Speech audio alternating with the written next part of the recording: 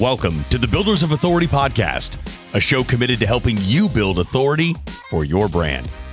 In the realm of business and personal branding, authority stands as a cornerstone. Authority isn't built overnight, it's built over time. So join us as we build something remarkable together. And now, here's your host, Adam McChesney. Welcome back, everyone, to another episode of the Builders of Authority podcast. Our title sponsor for the Builders of Authority podcast is Go High Level, also known as GHL. GHL is the first ever all-in-one platform that gives you the tools, support, and resources you need to succeed and crush your marketing goals. Personally, I've used this software since 2020, and it's been a game changer for my business and for our clients. If you're looking to level up your CRM and marketing game, then this is the platform to use. You can find a link for a free and extended 30-day trial in the show notes, so take advantage of this opportunity to adapt to Go High Level's amazing software and grow your business. Quick reminder before we hop into today's episode that we are continuing to grow our Builders of Authority community online. Builders of Authority is committing to helping you become the authority in your industry with personal branding. We have our free Facebook group that you can join by typing in Builders of Authority into the search bar or click the link in the show notes. In that group, there's daily content, weekly live trainings, and much more. We have our Builders of Authority Mastermind, which includes a private Facebook group, live weekly trainings and sessions, access to our personal branding course, and more. Reach out to us at buildauthority.co or send me a DM on social media and let's have a conversation. We have another awesome in-person episode coming to you live here today at Half Coast Studios in St. Louis. I'm joined by someone that I'm a huge fan of. I was originally on his podcast over a year ago after he made a post on Facebook looking for some guests.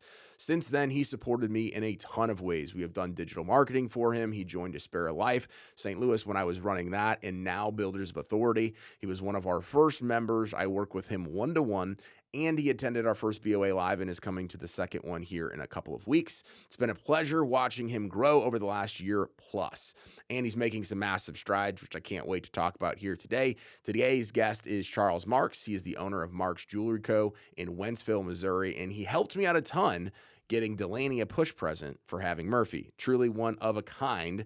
Charles Marks, welcome to the show. Well, that's got to be probably the nicest introduction I might have ever received anywhere, Adam. I appreciate that a lot. Well, it's real and sincere. Yeah, well, that's your brand, brother. Your brand is real, sincere, and authentic. I appreciate that. Yeah, and the grind, the hard work. So everything in between. I'm excited to dive into this. We have some cool stuff to chat about here that you brought in person here a little bit later, but just let people know who Charles Marks is. Yeah, so I'm a jeweler, bench jeweler, diamond setter. I started in the jewelry industry in '92. I was working in a chlorine factory in Hazelwood, and we would have sometimes chlorine has a low flash point. You guys didn't tune in to get a tutorial about chlorine, granular, ACL 90, but it was a harsh environment, and I was young. I was like 19. I had a lung collapse, chest tube, the whole 9 yards. It was not fun. And like an idiot, I went back to work there because I'm a worker. That's my mindset. And we're doing some work in one of the big warehouse rooms, cleaning up a bunch of hazardous material, which that sounds smart too, doesn't it? Yeah. And I could feel it again. This time I didn't need the chest tube. I needed just to take care of it and rest and so forth. So that was the last day at the chlorine factory. My cousin, who was a jeweler, offered me an apprenticeship, so I went to work under him. And it was hard for me. A lot of folks, this trade comes to them quicker. It took me easily 4 years to get my arms around the trade. A lot of folks can pick this up a lot quicker than I could. But I'm stubborn. And when I lock in, and thank God I had family support that was, a normal shop might have been like, dude, this isn't for you. Go get a CDL and do something different, Well, wound up having a retail store in Hazelwood, opened up a retail store on Main Street, St. Charles, historic tourist area. and then had some changes, a divorce and whatnot. I wound up having an opportunity to go on the road as a jewelry wholesaler. Mm. And that was pretty cool. Got to go to New York. I was in New York 3 times a year picking out jewelry. And the interesting thing is this. We did a lot of contract work for Zales and J.C. Penney's and, all these stores, these mall-based jewelry stores. And I would size, that's what we were doing. We were sizing them, changing the head, sizing them, whatever it needed. And maybe we would do, I don't want to exaggerate, but I don't want to understate, 300 pieces a week, 300 to 500 a week. Wow. And 100 of it, 80 of it could be the same damn ring, same style. Mm-hmm. So when I went to New York and I'm in the vaults of these manufacturers and in their returns, that business, they take the big orders from the big retailer, Mm-hmm. multi-million-dollar orders. They'll build in a 10, 12% return privilege. Mm. So when the returns come back, that winds up being able to be bought below the cost of production. Sure. And there's an arbitrage.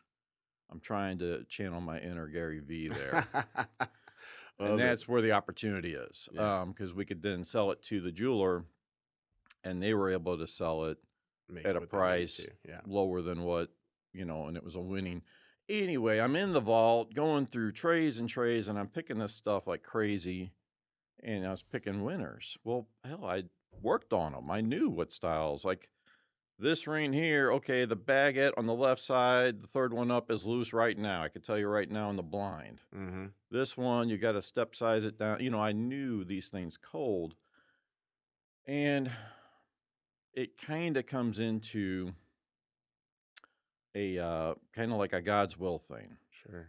We have no clue how, Mr. Miyagi, wax on, wax off, how whatever it is that we're doing, if we are pursuing and seeking God's better knowledge of God's will for us and the power to carry that out and trying to actually live that in our life, while we might be doing something that is so mundane, it might literally put us, I don't want to say as a genius, but the utility at that moment, I was literally able to pick for the market at that level. Mm-hmm.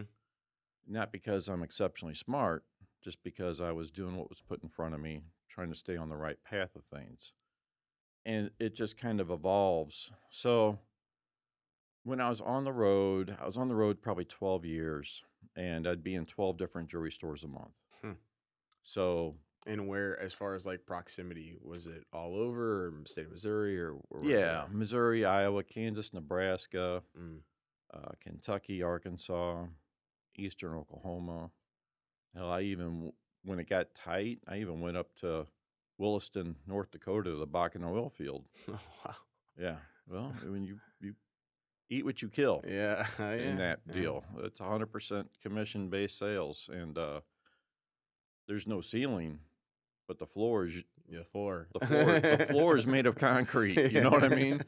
So, anyway, the opportunity to see all these small businesses from the inside. Yeah.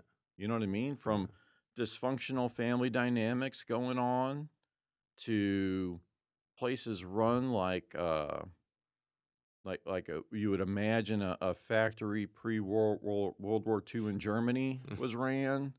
You know what I'm saying? Yeah. Iron Fist type stuff. And then, of course, to places where the culture was really happy. Everybody knew what their job was. There were people high-fiving.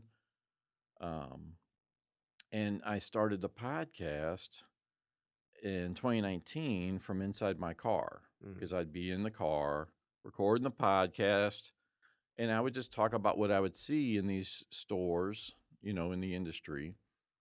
And some of the big things are lighting. It's expensive to call an electrician and pay him to do this right and get, the jewelry store truly needs to be as bright or brighter than it is outside. Yeah. You know, Mm-hmm. whatever you have to do to make that happen. Well, some places are like a dungeon, unreal. I You know, believe it.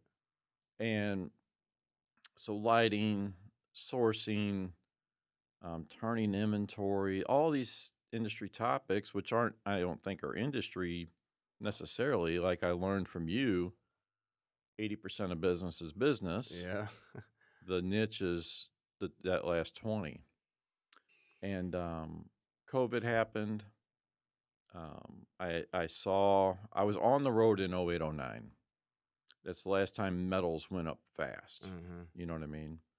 And I was watching friends of mine, you know, gold buying and stuff, and literally get their houses paid off, get set for life over it.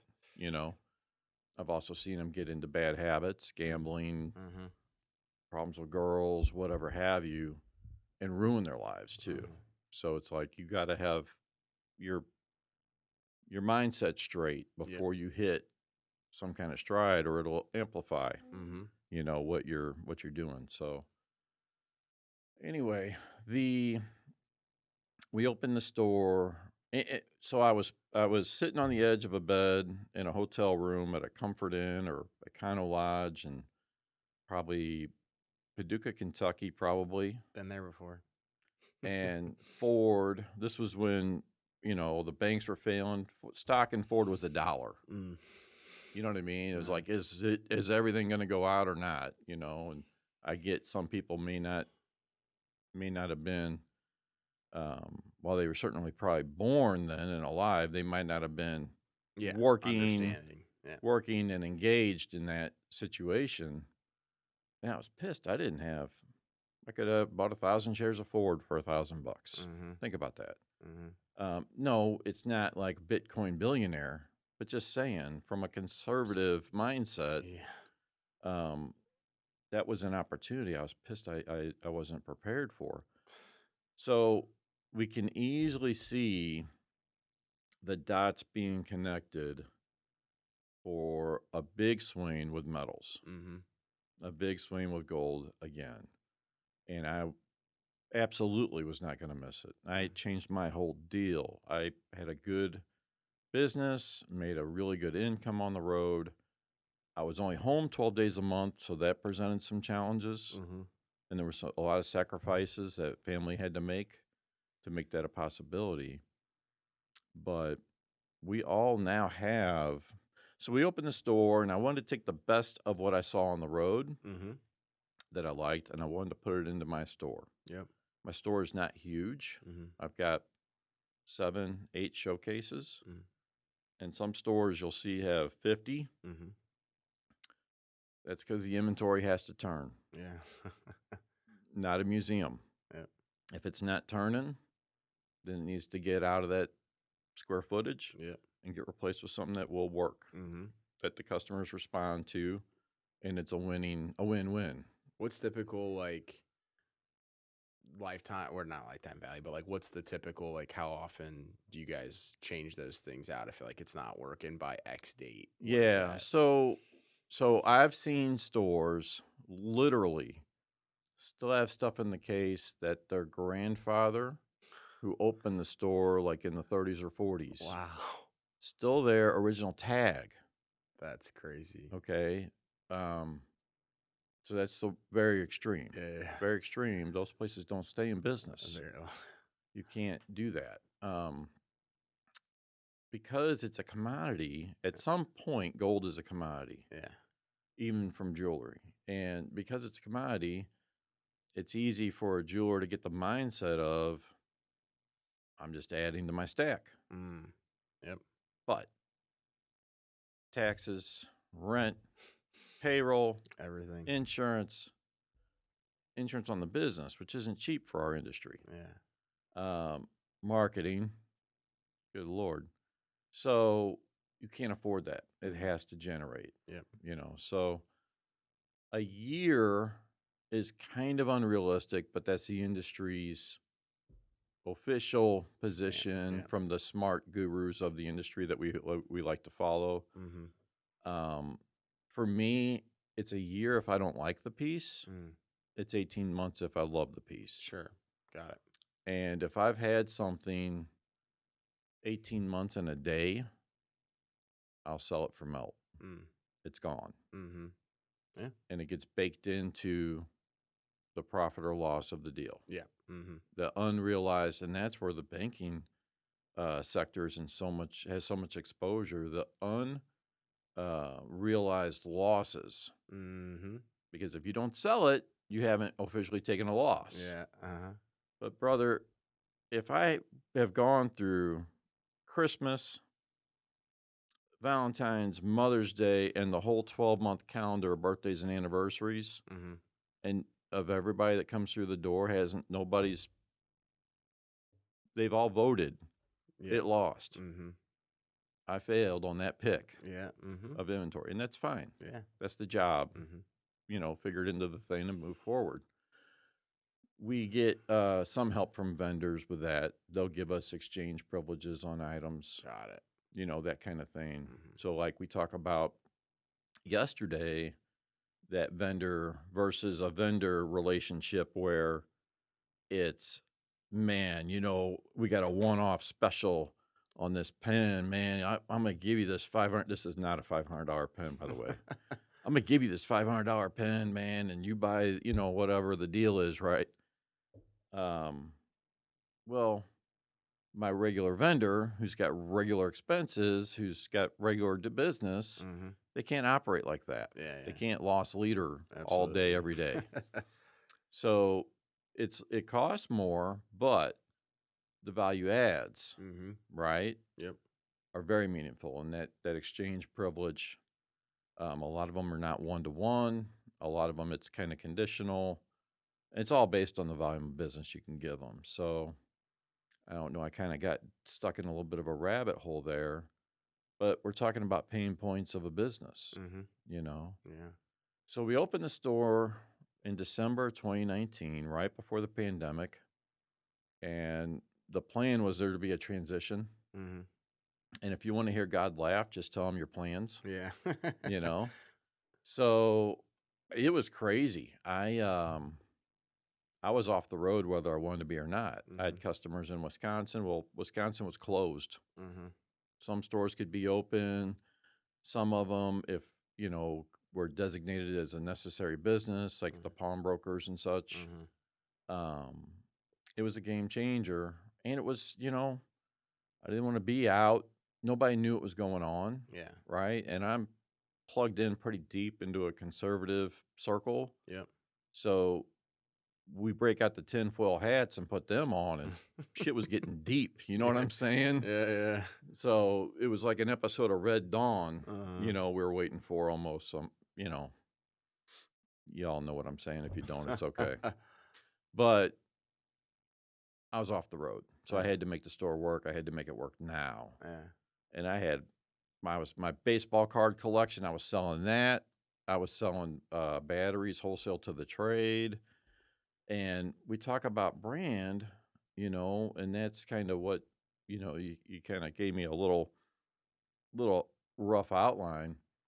But inside the industry, I had a little bit of success of having people like me. Mm-hmm.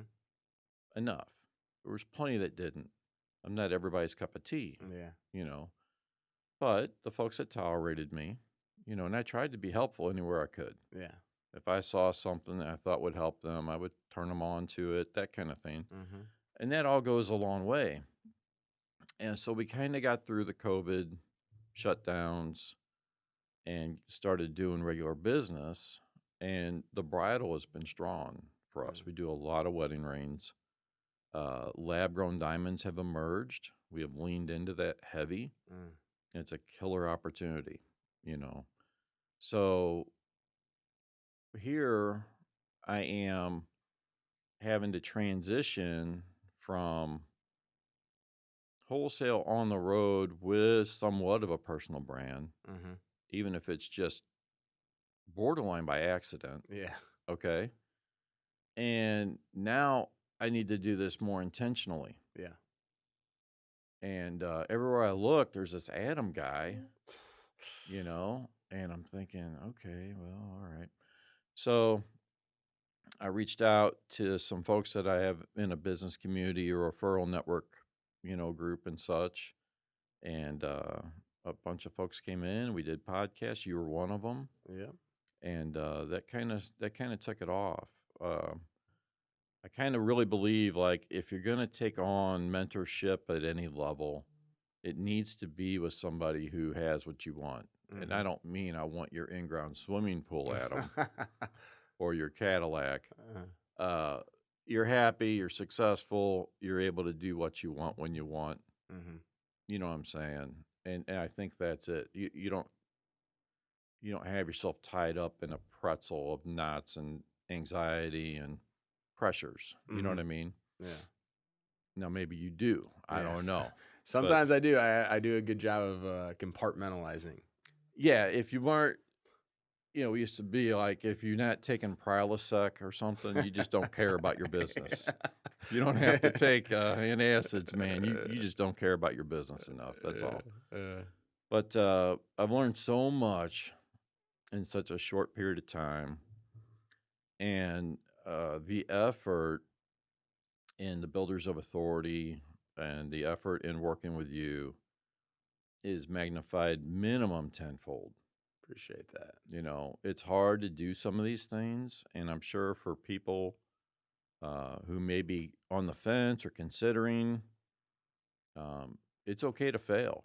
It's Mm-hmm. okay to fail forward, Mm-hmm. and if we give ourselves permission to fail forward, we will grow. Yes. And to use like a football, and I'm not a football guy, but I'm a fantasy football guy. Yeah. Same. All right. We need a BOA The fantasy fantasy football. football I league. can do that. Yeah, that could be hardcore because the Uh, loser could have a wicked challenge. I Anyway, like it. we'll talk about that at the event. But you know, when I'm trying to, let's say I'm a wide receiver Uh, and I'm trying to create separation from the guy shadowing me. yeah. If I'm trying to create separation from my competitors, whoever they are. And it's interesting too. I had a potential vendor, call me and want to try to talk to me about me using them for sourcing on stuff, and they were going on and on and on about their platform and this and that. But one thing they had right was that it used to be in my industry at least, okay, and I don't know if this is true everywhere else. I'm thinking it is. Our competition isn't necessarily the folks in the 5 mile radius of our store. Mm-mm. It is now. We have to compete at the global. Well, not. Yeah. I got to compete with James Allen. I Mm-hmm. got to compete with Brilliant Earth. Yeah. I got to compete with Blue Nile. Mm-hmm. Okay. And if I cannot compete at that level, because guess what? Before you walk through my door to look for an engagement ring, your gal has already been on James Allen, Yeah. Uh-huh. on Brilliant Earth. Yeah. And when I say, hey, do you got a picture of what she likes? Because Mm-hmm. we want to make sure you get this right. Yeah. You know what I mean? The pictures are James Allen, Brilliant Earth photos. Yeah. You know what I mean? Which is great because then we know exactly and we can get into the deal and talk about the differences and the benefits, the features, why this, not that, or there's nothing wrong with that ring, it is perfect. Here's what we can deliver it for. Mm-hmm. And, save you save you some money, but also give you that personal service. Yeah. You know what I mean? Well, one of the things, and then I want to get into some of the cool stuff over here because I do have questions about how that's kind of like transformed your brand and just some of the things that you're doing with Bullion. And like, I think I don't know a lot of jewelers, especially here in St. Louis, but like, I think your industry knowledge and experience is like the next level of the jewelry space of being like, hey, yes, we're, doing all the wedding stuff, we're doing the engagement stuff, we're doing birthdays and push presents and all that stuff, but there's this other lane of jewelry and things like that. There's this other lane of stuff over here. But I want to give you credit, and I think this is really, really unique to what you've done, is your social proof. So things that you're going out and posting from your personal page and from your business, but more importantly, the people that are posting that are going into your store, Mm.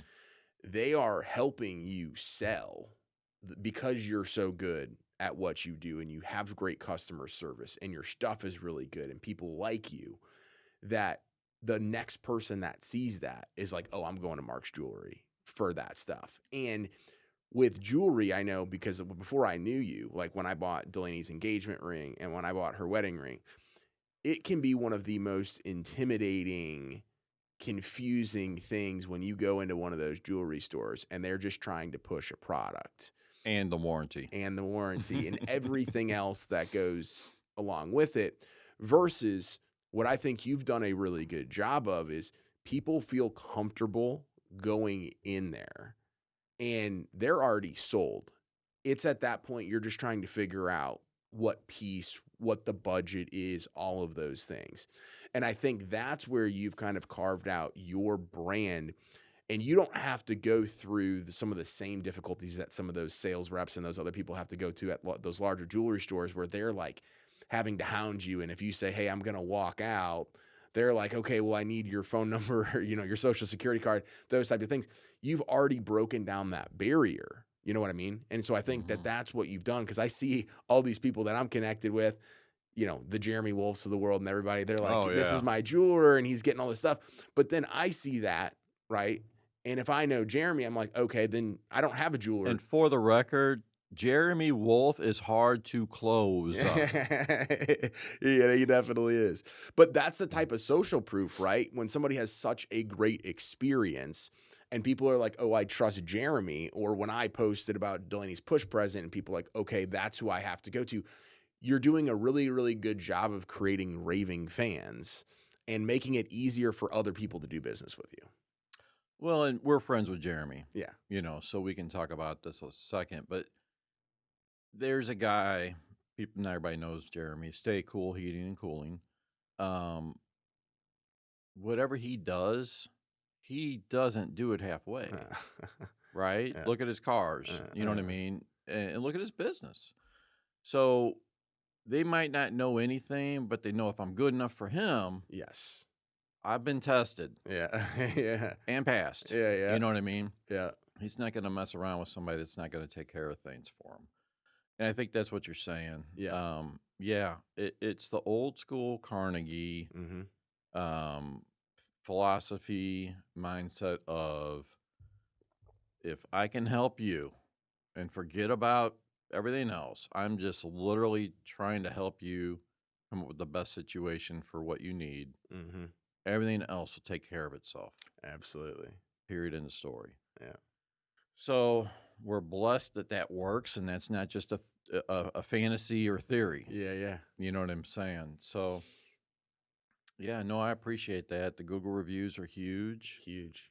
And the stuff I'm learning here. But without the guidance, the mentoring, without the effort and the training I'm getting from our group here,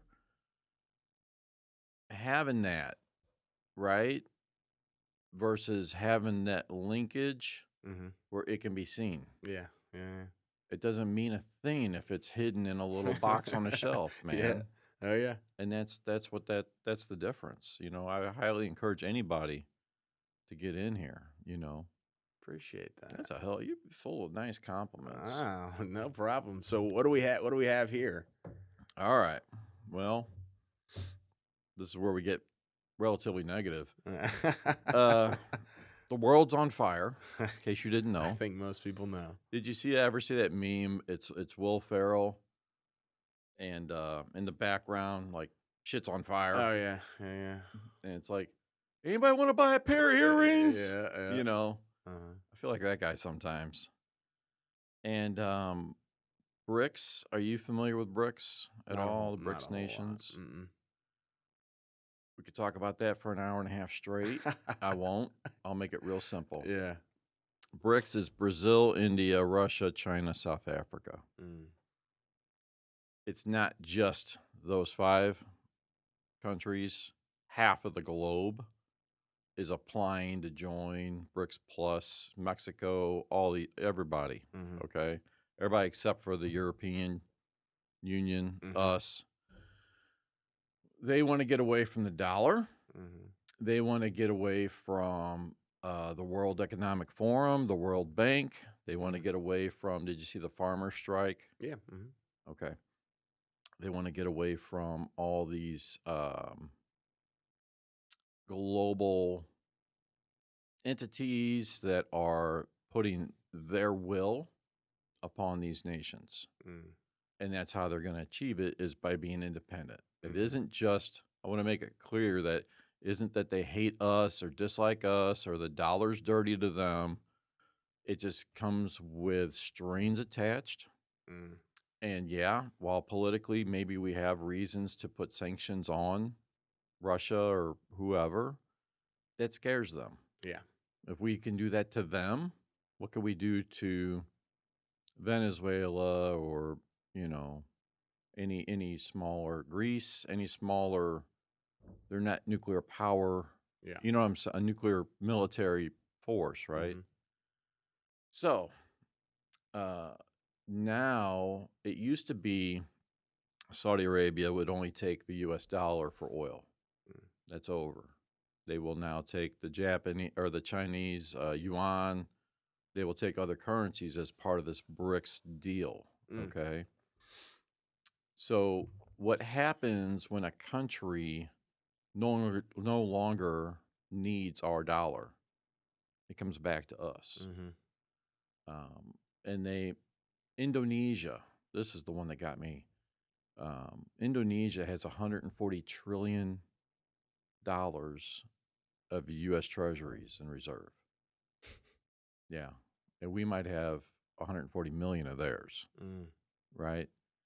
So when the day comes, that's 140 trillion. It comes back almost overnight. Yeah. So what happens is that causes, what I'm all leading up to here is inflation is the issue. Yep. Inflation. Go to Zillow and look up your house. Right? Yep. And if it's gone up $100,000 in the last year and you haven't changed a doorknob on it, your house isn't worth more. The dollar is worth less. Yes.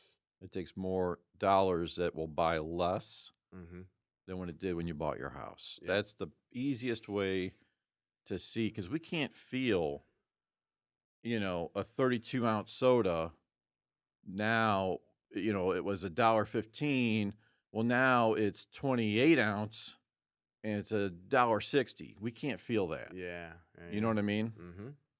So what's happening is metals have been a hedge against inflation forever. Okay, so I use like tires. What do you think a set of tires for your car costs, roughly? $300 to $400. Not your race car. $300 to $400. 100 each? Yeah. Really? Is it 150 each? 200 each? Okay. I haven't bought tires. He doesn't buy his own tires, folks. I lease my car. Okay. So, bad example. Let's just say it's $500 for a set of tires, which it's more. It's probably closer to $1,000, $800. Okay. Whatever it is, we know right now, 2 years from now, it's going to be higher. Yes. As we're sitting here talking, there's no question or debate about that, is there? No. Okay. So if you got $800, you put in an envelope, you write tire money, and you set it in your desk drawer at home. 2 years from now, you crack it out, you need to buy tire, you're going to be short. Yeah. It's hard to see, but that's where inflation steals from us, right? So this is where, if you have it in bullion and silver, given a long enough window, it will ride with inflation. You'll be able to cash it in, buy the tires, and probably go out to lunch. Okay, so what it does is it protects our wealth. It keeps us insulated against inflation without having to have it in the market, exposed in the market, hoping it outgrows the pace of inflation. We need that. Okay, we do need that, but I very much believe we need this. So, as with any time there's an opportunity, you get bad actors. This is a super strong magnet. And we have stuff that comes in weekly in our shop. We sell bullion in our shop. And I actually bought that. That got by me. I looked at it. I'm like, okay, whatever we were, $2 under spot. This amount, get close to it, it'll rip it right out of your hand. Oh, gosh. Yep. Yeah. And pull it off. Yeah. Yeah. And this one's even harder because it's not in a case.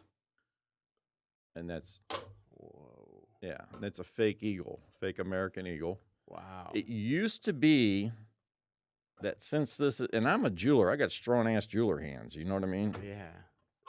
It used to be it being official U.S. currency, more of a crime to counterfeit that Yeah. than this. Than that, yeah. Okay, was enough to protect it.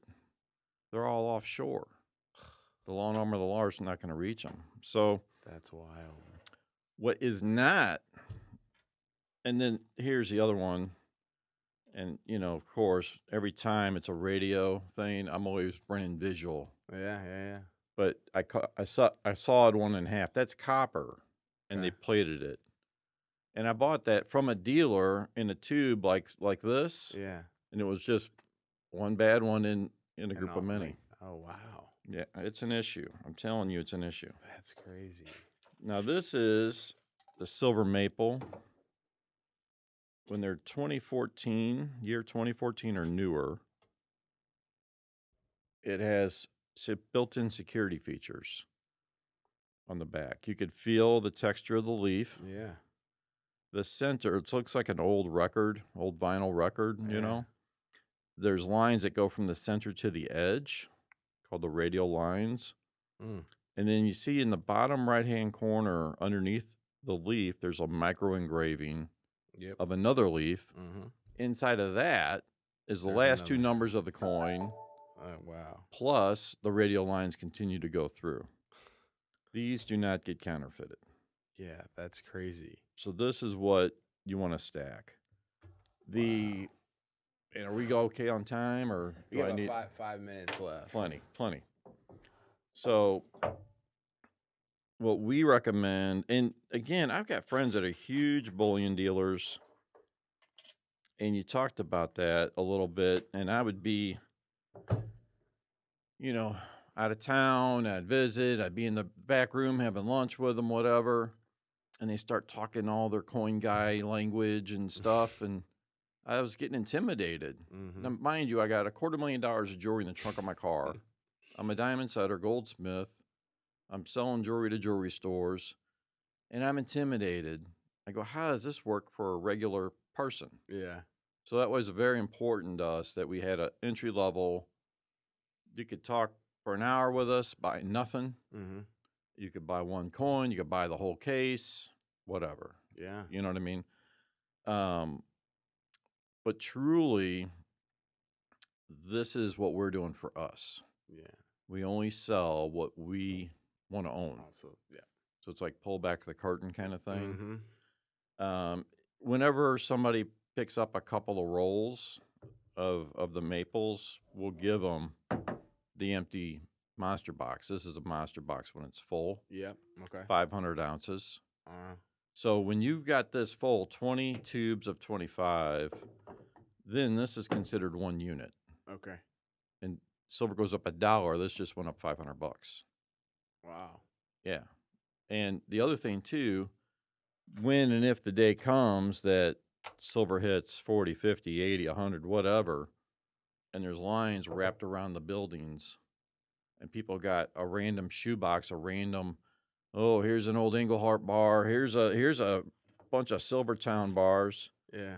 Well, the dealer's so many counterfeit. The dealer's gonna have to take time To go through it all. and if you're walking in with best of breed, Yeah. one unit, come to the front of the line. Yeah. You know what I'm saying? Yeah. So, How much does one of those units cost? it's like 17 grand today, full, Wow. roughly, Yeah. without doing the calculator, without doing the math. Yeah. Yeah. Maybe more, maybe 17.5, depending on what the market is. People want to get cute and exotic. This ain't the place or time. This isn't the place or time for that.